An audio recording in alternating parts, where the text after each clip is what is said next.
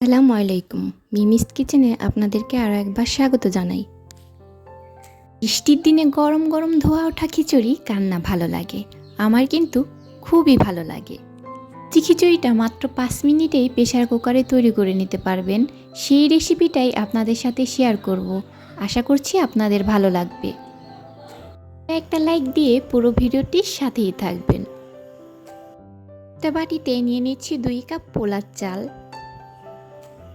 দিচ্ছি মসুরি ডাল 1.5 কাপ, সাথে ভাজা মুগ ডাল দিয়ে দিচ্ছি 1.5 কাপ। আপনারা চাইলে যে কোনো এক ধরনের ডাল দিয়েও সবজি খিচুড়িটা রান্না করতে পারেন। চালে আর ডালে আমি ভালো করে মিক্স করে নিচ্ছি। এখন এই চাল ডালকে আমি ভালো করে পানি দিয়ে ধুয়ে নেব।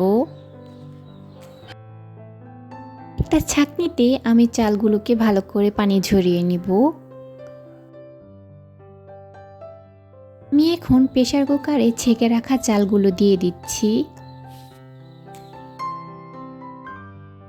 আমি এখন একই সাইজ করে সব সবজিগুলো কেটে নিয়েছি। আমি এখানে নিয়ে নিয়েছি মিষ্টি কুমড়া, আলু আর সাথে নিয়ে নিয়েছি বটবটি।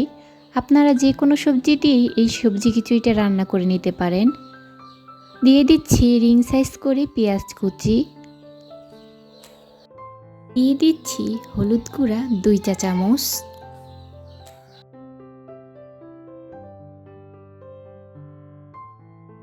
মরিচ গুঁড়া 1 চা চামচ,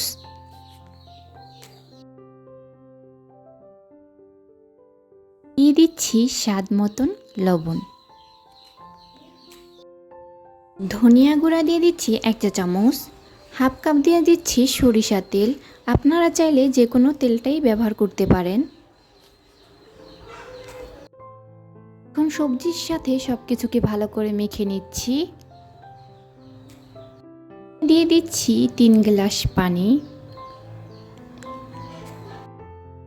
যদি চাল আর ডালের হিসাব করি তাহলে আমার এই গ্লাসের 1.5 গ্লাস চাল হয়েছে, তাই আমি পানিটা দিয়ে দিচ্ছি 3 গ্লাস। ঢাকনা দিয়ে চুলায় বসিয়ে দেব। আঁচটা কিন্তু মিডিয়ামে রাখতে হবে।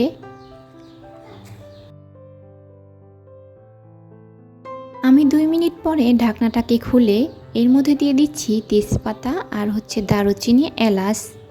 এখন সব কিছুকে ভালো করে আবারও মিক্স করে নিচ্ছি। আবারও ঢাকনা দিয়ে রেখে দেব 2 মিনিটের জন্য। কুকারে একটা সিটি আসলেই বুঝবেন যে খিচুড়িটা হয়ে গেছে। তো আমি ঢাকনাটা খুলে খিচুড়িগুলোকে নেড়ে চেড়ে দিচ্ছি।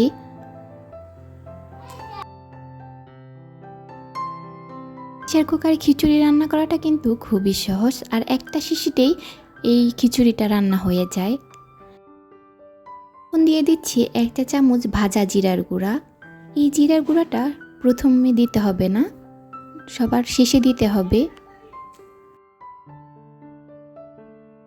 জিরার কারণেই কিন্তু খিচুড়ির টেস্টটা খুবই বেড়ে যায়। দিয়ে দিচ্ছি আমার খিচুড়িটা কতটা পারফেক্ট হয়েছে।